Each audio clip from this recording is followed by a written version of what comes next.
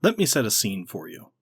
It's 2007 or so. I'm in middle school. I'm staying over at a close friend's place on a Saturday night. It's raining outside, but we don't mind. We've been inside grinding out round after round in Naruto Clash of Ninja 2 on his orange GameCube. His mom knocks on the bedroom door and tells us she ordered pizza. Domino's. Stuffed crust. The good stuff. We grab a couple slices and some Pepsis. He pulls a new movie from his shelf. The guy in the front cover of the DVD box with the big sword looks familiar. I know I've seen him somewhere before. My friend loads the movie into his PS2. I take a bite of the pepperoni and cheese as the film begins. I am immediately lost. Who the heck are these people? Why are there 3 flavors of emo guy running around talking about a reunion? What's a Sephiroth? Who's Midgar? And why is wait, holy crap, they're fighting on motorcycles, now they're destroying a forest, that guy in the red cape is so friggin' cool, and now there's a dragon? More motorcycle fighting! Oh, so that's a Sephiroth. Yo! So naturally I waited until 2024 to play the game that movie was a sequel to. Yeah, I only got around to playing the original Final Fantasy VII now that we're 2 parts deep into the remake trilogy. And you know what? It still holds up well. I enjoyed the battle system, the adorable blocky overworld models, and the story, especially because it meant I finally understood everything that was going on in Advent Children. The movie is part of a whole sub-series known as The Compilation of Final Fantasy VII. The compilation is... Okay, settle in, youngins, it's story time. It's mid-2001. Square, minus the Enix, is in a bit of a pickle. They just spent a dump truck of money on a computer-animated film called Final Fantasy: The Spirits Within. It is not good. This tosses a monkey wrench into merger talks with publisher Enix going on at the time. Square's position is saved by the release of Final Fantasy X in late 2001, which goes on to be a resounding success. The company, probably recognizing that Final Fantasy just saved their bacon and they should probably capitalize on that, quietly starts production on some new projects with the intent to carry them into the merger. They decide to expand out the world and characters of Final Fantasy VII because at that point FF7 is a few years old and has already cemented its status as a standout feat of video games as a medium, and the people wanted more. In 2003, the people got more. The newly minted Square Enix unveils the Compilation project, its media releasing over the subsequent few years. In 2004, there's Before Crisis, a side-scrolling action RPG for mobile phones that never makes it to the West. 2005 gives us the Advent Children movie. And in 2007, we get Crisis Core for the PSP, another prequel. Sandwiched between those latter two in 2006 is today's topic, the word salad titled Dirge of Cerberus Final Fantasy VII. Dirge is the odd duck of the compilation games. It's incredibly light on RPG elements and instead goes third-person shooter. Apparently, Yoshinori Kitase, who produced this and directed a few other games you might have heard of, is a big fan of Western shooters and wanted to challenge the dev team. In its early stages, there was consideration of making the player character one of the other gun-focused Final Fantasy characters, but once the compilation project was solidified, the decision was made to have the focus be the crimson-coated gunslinger Vincent Valentine, who I always have to take an extra second to say the name of because my brain wants to say Vincent Vega. Vincent as a character really got shafted in the development of Final Fantasy VII. He and Yuffie were originally supposed to be added to the party over the course of the game like the rest of the cast, but because the developers had trouble figuring out how to integrate them into the overall narrative, they got demoted to optional extras. In the final game, recruiting Vincent requires a detour to a side area, where you kill a boss, unlock a safe, and head downstairs to find him in the basement. You can completely miss him if you don't know he's there, which at this point is only possible if, you've been living in the Phantom Zone since 1997. He's got this distinct design, red and black with gold accents and a gigantic handgun, a real interesting silhouette among the game's cast. I think Square knew they did him dirty because he gets a bunch of screen time and cool moments in Advent Children, and of course, the entirety of the Dirge campaign. And let me just say up top that it's a good thing I was at least invested in Vincent, because if I wasn't, I don't know if I would have gotten through this game. And by the end of this journey, even that wasn't a sure thing. The game's narrative begins during the endgame of Final Fantasy VII. The summoned meteor is descending from the sky, rousing the planet's weapons, which have mounted an attack on the industrial hellscape city of Midgar. Things are dire, the wind is blowing like a gale, the sky is full of calamity. So of course one of the first things the cinematic camera does is shove itself up Yuffie's ass.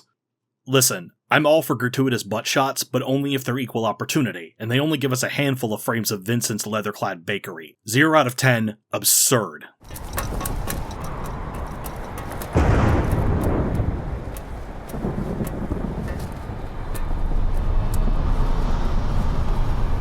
The stiff at the computer there is Hojo. He and Vincent have a special relationship. He's looking rather normal despite turning into this during his boss fight. As Vincent and Yuffie escape, Hojo's computer starts doing some shady shit, and we cut to 3 years later. By this point, the events of Advent Children have already happened, things are relatively calm, which of course means it's time for another calamity to drop.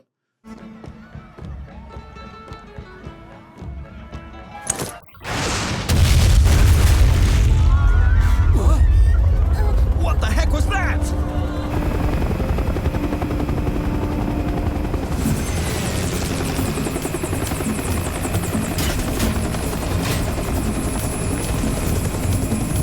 These escapees from the Tron cabinet start shooting up Vincent's neighbors and blow his friggin' house up. Gameplay starts with you out in the open atop a catwalk. You get a second to get your bearings before you start getting shot at. This is a courtesy that will not be extended to you later. Right away, we need to talk about the shooting. The shooting is... well, the game has aim assist on by default, so at least it seems the developers knew it was going to be needed.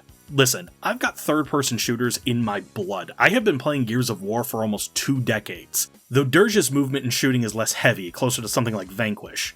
However, something just feels off about everything. The reticle always seems to drag a half second behind where I feel it should be, despite my extensive futzing with the sensitivity and the options. The auto-targeting represented by the red crosshair is more of a suggestion than a hard lock-on. Sometimes Vincent will bring the target in one go, other times he whiffs once or twice before the bullseye. There's 3 settings for the aiming: the default semi-assisted targeting, hard aim assist where Vincent's aim will snap to wherever you drag the cursor and the game will adjust depending on your movement, and manual, which is just third-person shooter aiming. Manual is...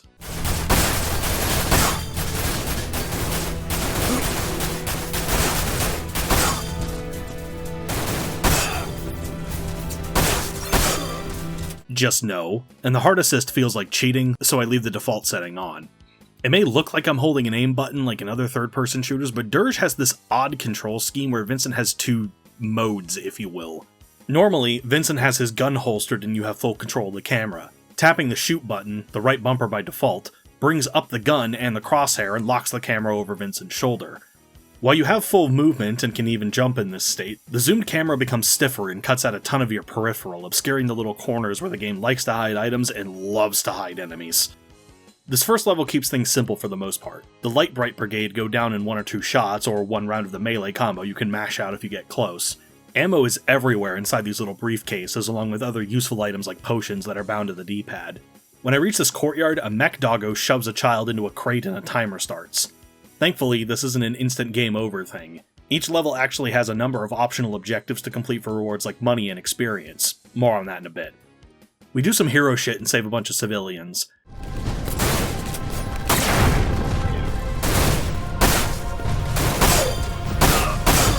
Instead of picking up additional weapons off the soldiers, we collect new parts for Vincent's hand cannon Cerberus. Oh, so that's why the game's called... The first one is a scope, the second is a modification to the barrel, but the third is a whole different gun frame called the Gorgon, which the game calls a machine gun. When I first equipped it, the rate of fire and particle effects actually made me think it was more of an auto shotgun, until later when I got it upgraded and could clearly see it only fires 1 projectile. I pick up a materia as well, which are magic glowing gumballs that let you cast magic. The first one is fire, which shoots a projectile with a big area of effect. Later, you get ice, which shoots a smaller homing projectile, and lightning, which shoots a short-range bolt that chains to other nearby targets. I mostly use the fire materia because it's essentially a grenade and clears out clusters of small enemies easily. The first boss is this gyrocopter that I take down in less than a minute by following the old Doom axiom of shoot it until it dies. Boy, I hope that the other bosses require more thought than that. After the boss fight, some plot happens. Reeve here is another ancillary character from Final Fantasy VII, the one corporate suit at the Shinra Corporation who has a conscience and regrets the whole... In this sequel era, he's in charge of the World Regenesis Organization, WRO for short. We need your help once more!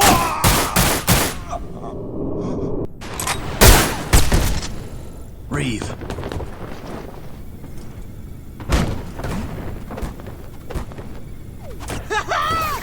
A close one! Kate Sith here, please leave a comment about how I'm pronouncing the name wrong, is actually a robot that Reeve controls, which means that the real Reeve was piloting a robot.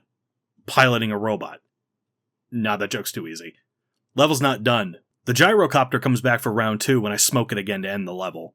There's a results screen at the end of every stage where you get ranked on damage taken, enemies defeated, completion time, and other metrics.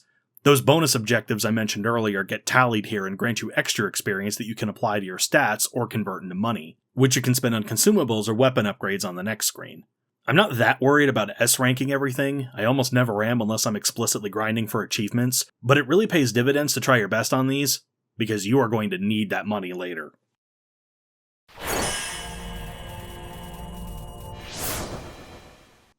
In the transition to the second level, we get our first of many, many exposition dumps. I'm going to summarize these when they happen because otherwise we'll be here all day. The blue battalion here is called Deep Ground. They're another of the Shinra Corporation's dirty little secrets in addition to Soldier, Genova, Sephiroth, the fact that they were draining the magical lifeblood of the planet so that people could run their blenders. That last one wasn't even much of a secret. Hojo woke them up in that opening cutscene and they've been waiting until now to make a move for some arbitrary reason. Their heavy hitters are called the Sviets, like Soviet without the O, which is weird, but that's not what we need to talk about. We need to talk about their leader, who is named Vice the Immaculate. Okay, so here's the thing, little linguistics lesson for you youngins. Vice is a word lifted from German. It means white, like the color. Think about that for a second. They named their villain White the Immaculate, or the Immaculate White to be grammatical about it. And he says stuff like this. The time has come to cleanse this world. The pure will be spared for the cause, while the tainted will be hunted down and exterminated. I can't think of any possible problematic implications of that. Nope, not a one. Also, that last bit took me almost as long as the gameplay of the entire second level, which consists of a shitty mid-2000s turret section and two combat arenas. This bodes well.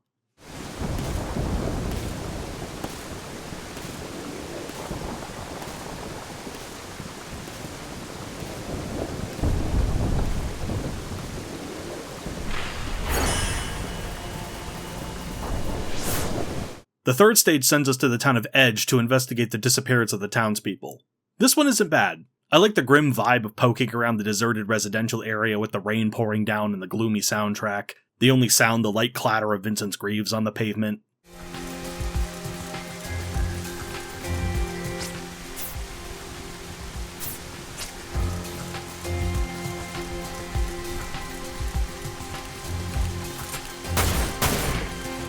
In this level, we meet Shalua, who...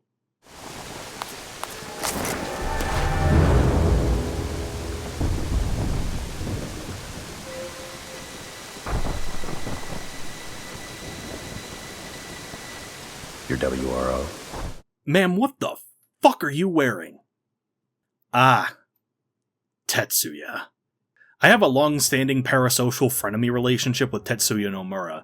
Dude got his start as a character designer for Square in the 90s. You may have seen this key art of the Final Fantasy VII roster before. These are his designs. He was heavily involved in the rest of the Compilation project, as well as a few other games you might have heard of as creative director. He's one of those creative types where like 85% of his ideas I enjoy the absolute hell out of and am fully on board with, and the other 15% make me go, dude, what? True story, Nomura once stormed into the development offices at Square while he was heading up Final Fantasy XV, and kicked up a storm about turning the game into a musical because he watched the big screen Les Miserables with Russell Crowe. And I'm Javert. Do not forget my name. Wait, what was I talking about? The commissioner keeps telling me I'm wasting my time. My time searching. Searching for what? For my reason to live. We pick up another new gun frame, the Hydra, a long bolt-action rifle. The game lets you configure 3 guns to be readily available via a customization menu, which you can switch between on the fly with a button.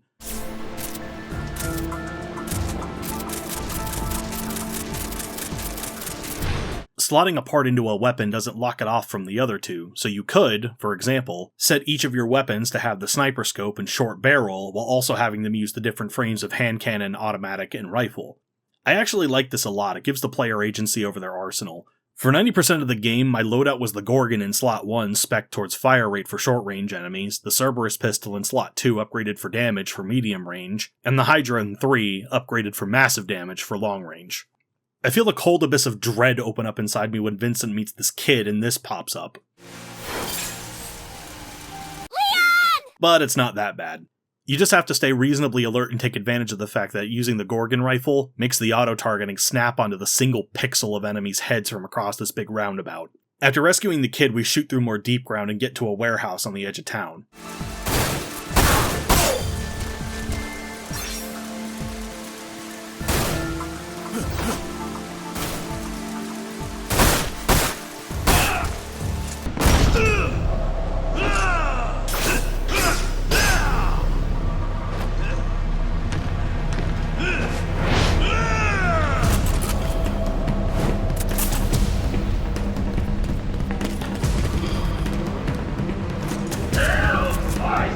Oh no you don't.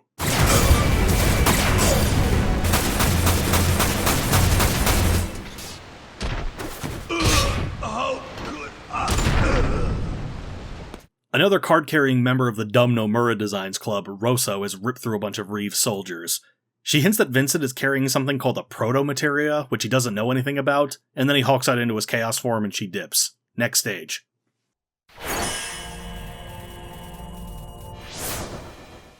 Shalua rescues Vincent and takes him back to the WRO headquarters, but they're followed by the antagonistic Azures and we have to play defense. This is the first level I actively dislike. For one thing, you spawn in an open area and immediately start getting shot. Awesome, thanks game. The blue environment design of the headquarters makes the deep ground soldiers blend in, which I guess is tactically appropriate but annoying from a gameplay perspective. You have to defeat clusters of soldiers to find the keycards they're carrying. Why is the attacking force carrying keycards for our defenses? And they're all spread out in this terrace lobby, up and down narrow escalators to hunt all the individual enemies because the keycard you need to progress only drops from the last enemy in the spawn group, so you have to kill all of them.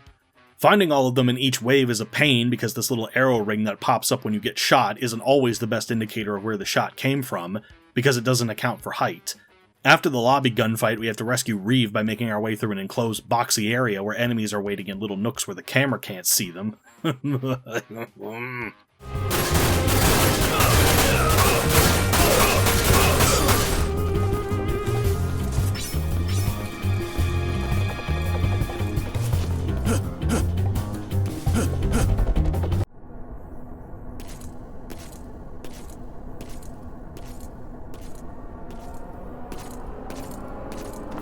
Don't move.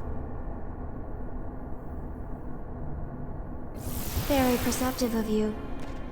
So turns out, Shulk is actually Shalua's younger sister. The pain, the fear. For 10 years I lived in a hell far deeper than any you could imagine. They called it Fort Myers. Use these.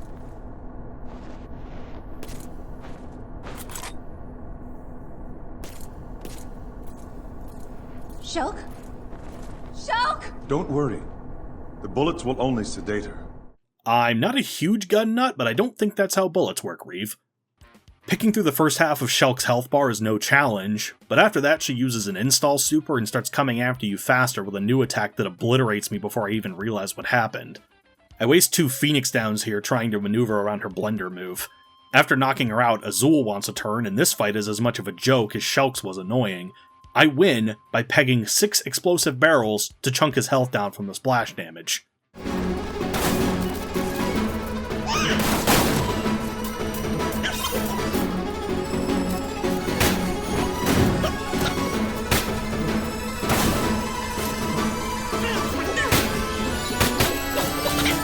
Get me out of here, man. Anywhere's better than here.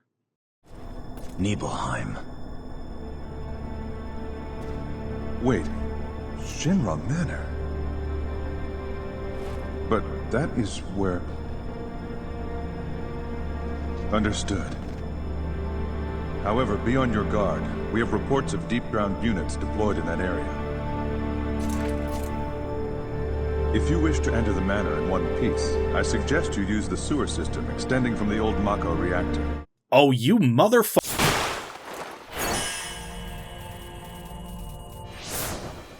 Even the Final Fantasy shooter can't escape from the curse of the sewer level. I traded my bonus experience at the end of Stage 4 for money to purchase one of the specialized Cerberus models. There's 3 to pick from. One cranks up the gun's rate of fire, the second reduces its weight, and the third, which I go with, jacks up its damage. My first shot in a level scores a collateral kill on these 2 sewer mutants. Hell yes. Still doesn't make up for the sewer, though.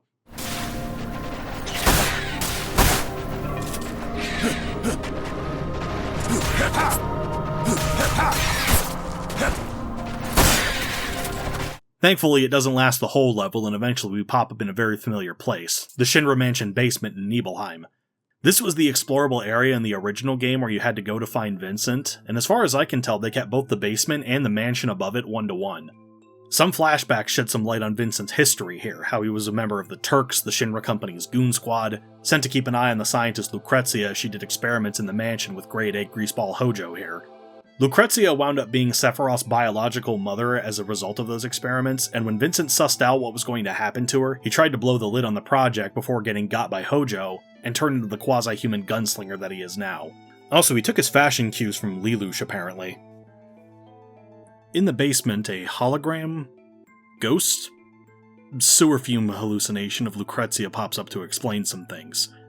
Deepground's objective is to basically gaslight the planet into thinking it's dying in order to summon a titanic creature called Omega, the strongest of the weapons. These giant monsters that showed up to defend the planet when Sephiroth summoned the meteor in FF7. Omega is a cosmic eject button, a concentrated lifestream creation formed if the planet senses its end is near, that will fly off into the cosmos to find a new home. However, his only purpose is to cleanse the planet of all things living, and lead their immortal souls through the abyss of ether to a new beginning, far, far beyond the never-ending sea of stars.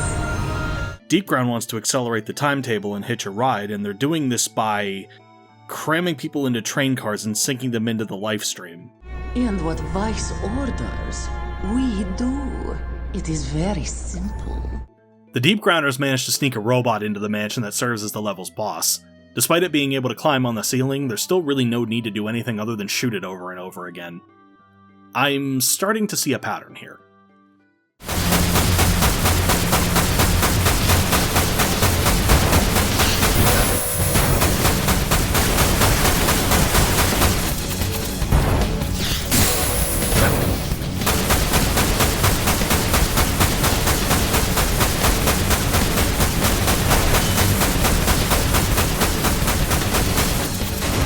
The level ends with some bad touch from Rosso as she rips out the proto-materia thing and Vincent keels over, though we get saved by Yuffie before Rosso can double tap. I am the champion of the earth and the sky. I am the conqueror of evil. The single white rose of Wutai. Yuffie Kisaragi! I don't hate Yuffie's design in this, though her black and white outfit from Advent Children is still the best look she ever had. I honestly wish she was in the game more. I feel like there's a missed opportunity for a plucky ninja, brooding gunslinger buddy cop thing.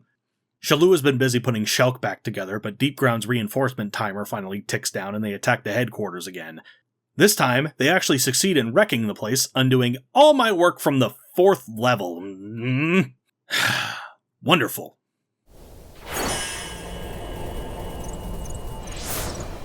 This one is another slog. The first half is a trek through a blandly textured canyon, popping enemies as they appear, sometimes just spawning in and dropping down on you.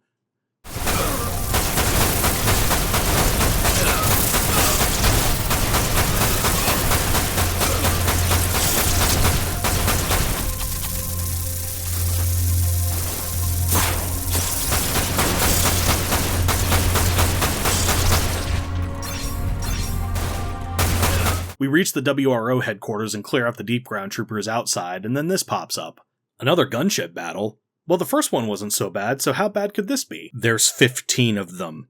This bit takes the already anemic pace and stops it dead in its tracks as you sit and plug away at these slow-moving, non-threatening targets just for bonus points at the end of the level. Gigantic waste of time.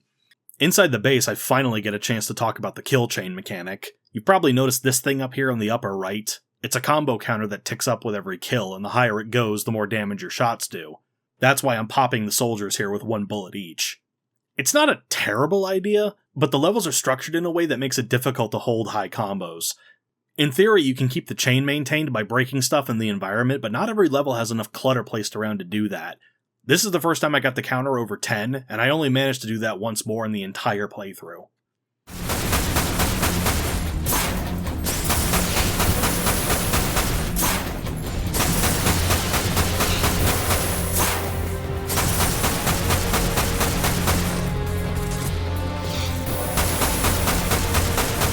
At the end of the level, we pull our allies out of the mess.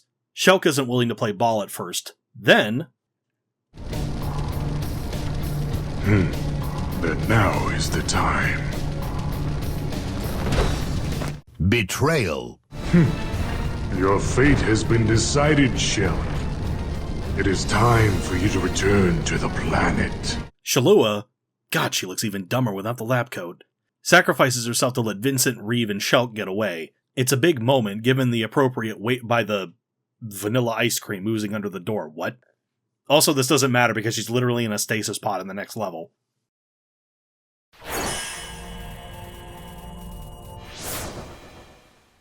The Shara is a non-combat level where you progress by having cutscenes with the named characters. There are a few randos hanging around that have things to say. I keep my new river Chocobo there. He was born just a few weeks ago. I named him Boko. Boko, a noble name for a noble seed. I ain't got what it takes to save the world. Not like you did, sir. But I'm ready to fight. And I know that there's somebody out there who needs me to fight for them and their freedoms. And that's why I don't mind taking second stage to the heroes of this story. Heroes like you. Oh good, we could use the cannon fodder. This guy seems to have found the answers to the universe's mysteries in a vent pipe. While I don't mind this kind of level in practice, in execution it feels incredibly out of place here. I am here to shoot things. If I wanted to hang around the airship having conversations with NPCs, I'd just go boot up the original Final Fantasy VII and run around that game's airship. It feels like they created an environment for some fan service and then forgot to put in the fan service.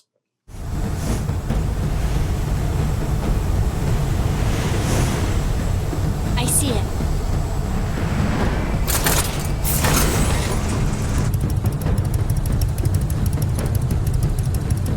Oh, never mind, there it is. Dr. Crescent's data has begun defragmenting within my mind. I can see many different images. Images she experienced with you. Okay, listen, we only did that thing with the peanut butter and the screwdriver one time, okay? If you say so. Pillow Princess.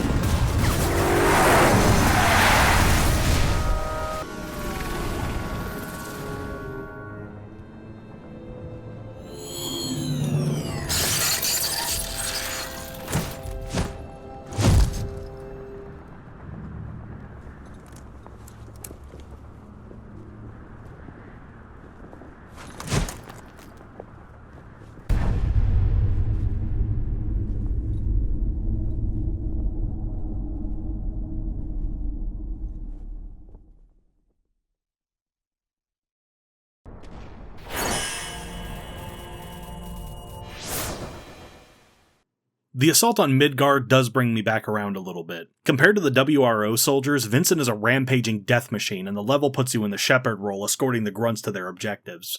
The enemy's almost here! Step out of it!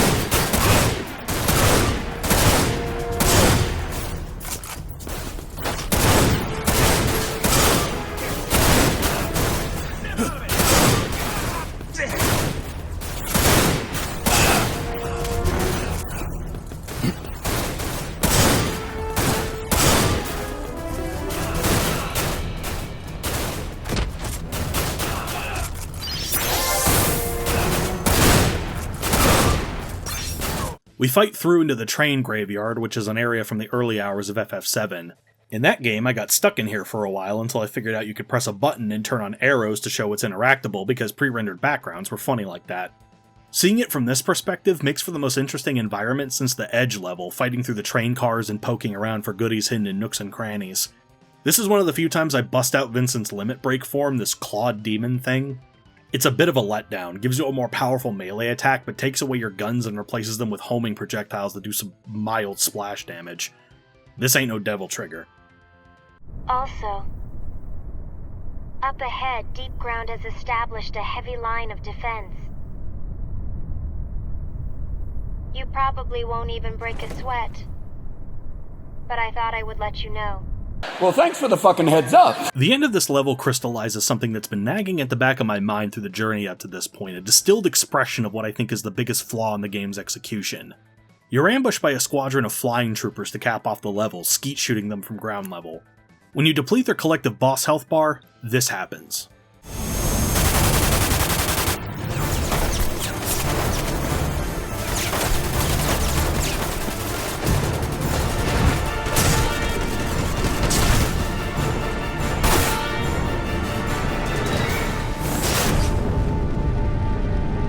I've decided to dub this, borrowing from H-Bomber Guy's excellent Deus Ex video here, Cutscene Vincent. Cutscene Vincent is the baddest motherfucker around, doing flips and dodging rockets and not looking at explosions. Cutscene Vincent has been doing cool stuff right from the get-go. As a player, I don't get to do any of that. I've just been turkey shooting for 5 hours, maybe only 4 if you excise the cutscenes and count actual game time. Like, you can barely jump over boxes and ledges, but Cutscene Vincent gets to do bullet ballet. It's a fundamental disconnect, some of that ludonarrative dissonance for you smart types out there.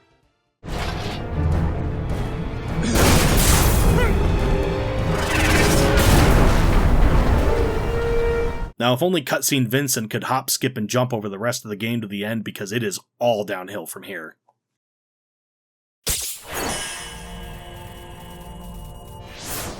This level brings with it a noticeable difficulty spike. The headlight hooligans aren't playing around anymore and take noticeably more punishment, and they brought more of the commander enemies introduced in the last level.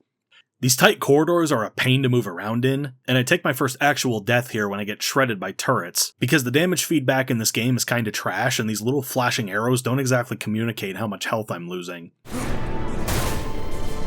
Now I can finally rest.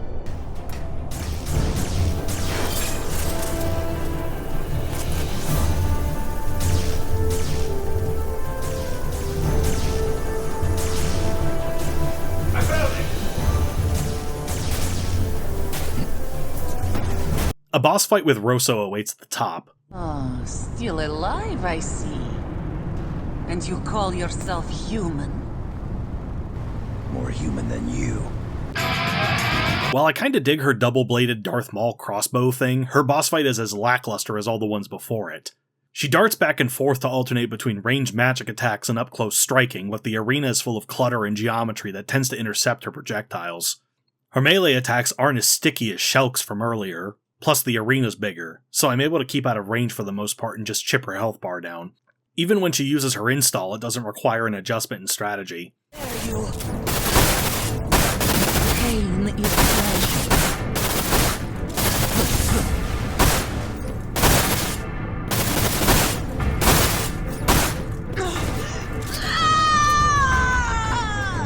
Once she's down, she takes herself out in a cutscene, and apparently physics don't affect her like the rest of us, which maybe would have been useful for her to do in the fight we just had, maybe, possibly, I don't know. Next!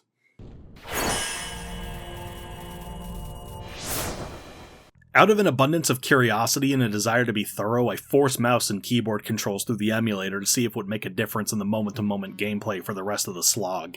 Configuring PCSX2 to accept raw mouse input and setting the in-game targeting to manual made it function, but I think getting it to function well would require a lot more extensive tweaking that I just didn't have the patience for. The DualShock 2 thumbsticks that this game was designed around just weren't as sensitive as my mouse is, and moving the mouse in a direction causes this stuttering in the reticle movement, incremental nudges in direction instead of smooth adjustment. Honestly, I'm just kinda used to the stick aiming now. The game's already worn out its welcome and I'm finishing it more out of obligation. I'm sure I'm relatively close to the end. What do you mean there's another 3 hours? Dirge of Cerberus is out of ideas, and drags the rest of its story out over a finale that lasts far too long, like butter smeared over too much bread. This level beneath the Shinra building is where all the disparate annoying things about the game start to come together into a concentrated cocktail of frustration. Boxy rooms and hallways copied and pasted into various samey configurations, blasting endless bland enemies that just run up to you.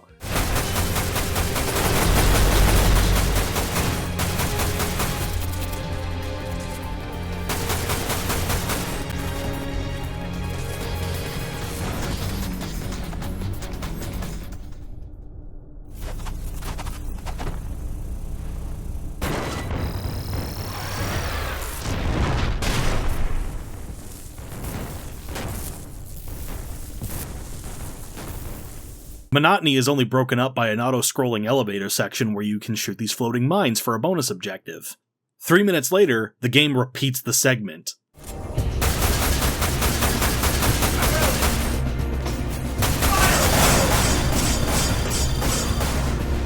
Is this? Fuck! Azul, who I just realized looks like a rejected design for Saïx from Kingdom Hearts, waits at the bottom. His first phase is piss easy. You can just cut off his shots using the central pillar and... He hulks out for a second phase, and God help you if you don't have a bunch of ethers and elixirs to restore your MP, because as far as I can tell, he only takes damage from magic in this fight. I just barely have enough to scrape by.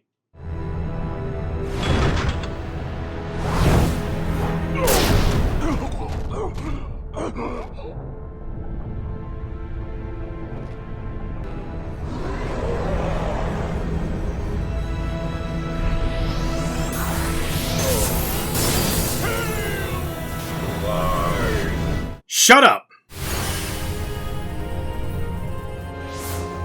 Dirge of Cerberus waits until the penultimate chapter to drop its most annoying enemy on you, which is the worst time to do it because I'm fed up and want out.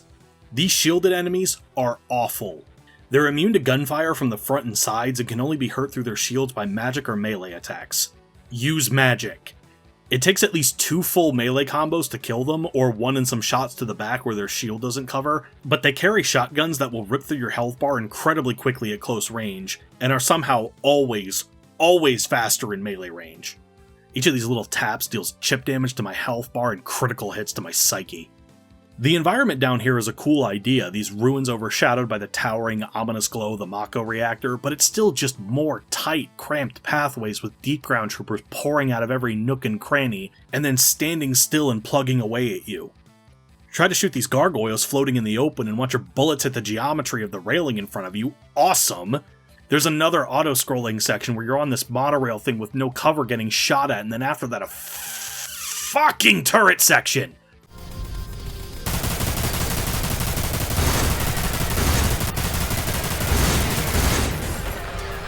Look at this. The developers made the effort to design and program in a specific death animation for when Vincent's seated at a turret. Seems like design time that could have gone into brushing up the guns, the levels, anything really. I've been skipping over a bunch of the flashbacks because they're all just kind of jammed into the flow of the narrative. Most of them retread stuff we already know about Vincent's past, how he and Lucrezia caught feelings for one another and they had cute moments, but it's all just fluff. And then we get this absolute fucking nonsense. Vincent's dad worked with Lucrezia, and she accidentally killed him while experimenting, so despite their attraction to one another, Lucrezia bows out of a relationship with Vincent because she feels guilty about his dad. There's a fine line between exploring a character's backstory and over-explaining it, and this game backwards long jumps over that line at full fucking speed. Also, Vincent's dad's name is Grimoire Valentine. Grimoire Valentine! I want every person who's ever bitched about Tetsuya Nomura's Kingdom Hearts nonsense to stare at this like Alex from A Clockwork Orange, because Nomura's had some stupid ideas for sure, but none of them were ever this bad. There's a big arena down here with an optional objective to kill 100 enemies in this protracted combat gauntlet. I get about halfway through and then get swatted through the door by this chunky lad with a sword, and when I go back through the door, it resets the whole encounter. I almost die for real in this arena because I straight up run out of ammo in this game where there's ammo everywhere. By the end of it, I have to pop a limit breaker just for the health and mana refill. At the very least, it gives me an item to sell that allows me to get some final upgrades for my guns. This chapter's boss fight is with Nero. Oh right, I forgot to talk about Nero. See, he's such a well-foreshadowed character and a major component of the group of antagonists. Here's him sending a Kate Sith to the Shadow Realm, after a weird mid-level perspective switch stealth section in Stage 5 that I glossed over because it adds nothing to the game, and him appearing as the WRO attack Midgar, and him menacing Shulk in a cutscene. See? Definitely well integrated into the game's plot. Yeah, you all know the drill at this point.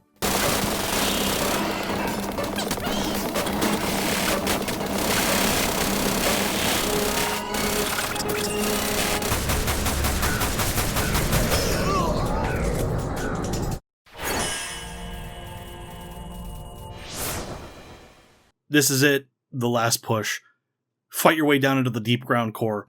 They could have just had you go right to the boss fight at the end of this. There's no point to any of this. No final enemy introductions, no final evolution of the mechanics in any way. It's just fucking busy work.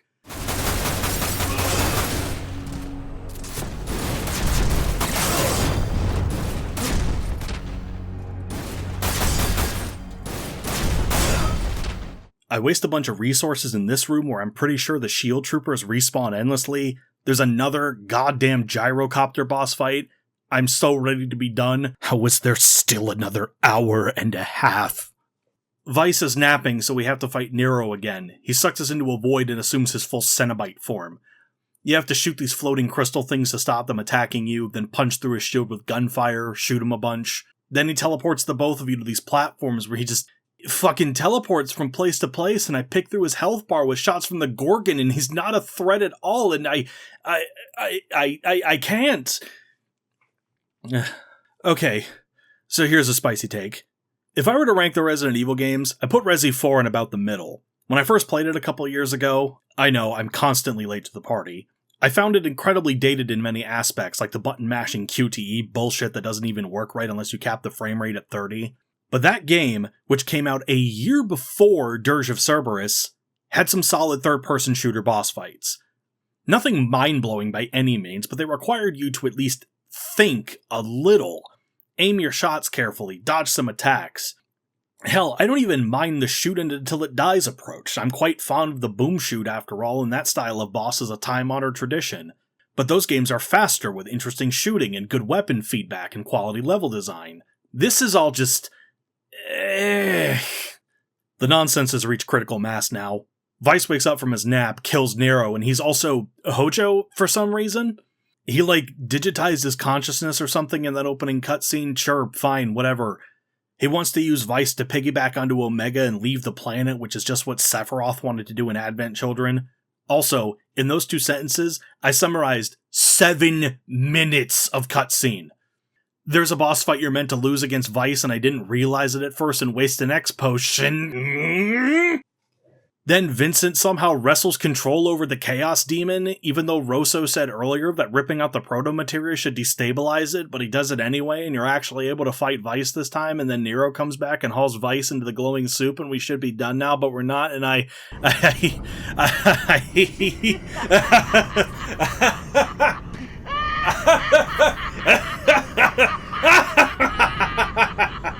But we're still not done. I'm so burnt out I can barely appreciate Omega's design, this eldritch alien dragon that looks like a Yu-Gi-Oh! Boss monster and is legit pretty fucking cool. Vincent's Chaos form isn't bad either, and we even get the Death Sentence, his ultimate weapon from FF7, a beefy supergun that chunks enemies for 2,000 damage a shot. It's all too little, too late. We get one last bit of gameplay padding, presumably to let you at least kinda get used to the Death Sentence, even though it's no more complicated than any other gun. This final boss battle has some cool otherworldly aesthetics, reminds me of the white void you fight Safer Sephiroth in at the end of FF7. Safer Sephiroth is a proper final boss requiring some strategy and thinking.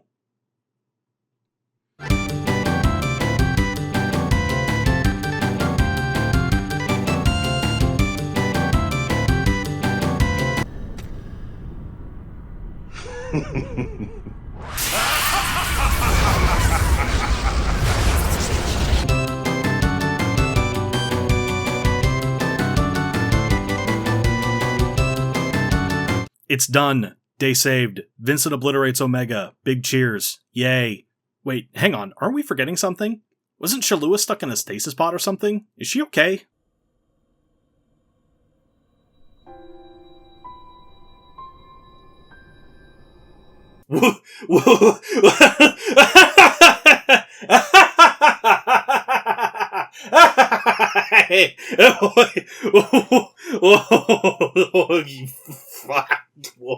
Shulk isn't a demon child anymore, and apparently the remains of Omega are just hanging in the sky now. Look, I know there's a secret ending. Don't tell me I missed it. I know. I don't care. I feel less for having played this. I only did it because I felt like I should at least do all of the original FF7 material before digging into the remake. That was a giant waste of time, because based on the reception this thing got back when it first came out, there is no way any of this is making it into the remake project. That should be everything. Initiate projection sequence.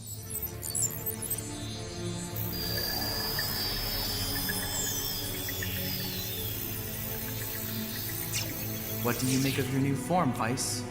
What? They shall be slashed, strangled, and slaughtered. What? Let the hunt begin! What?!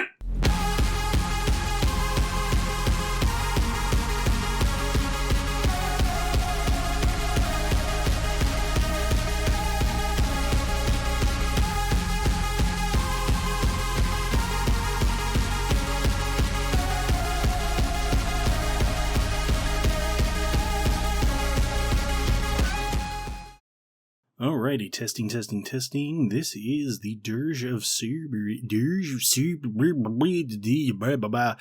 that voiceover. Yeah.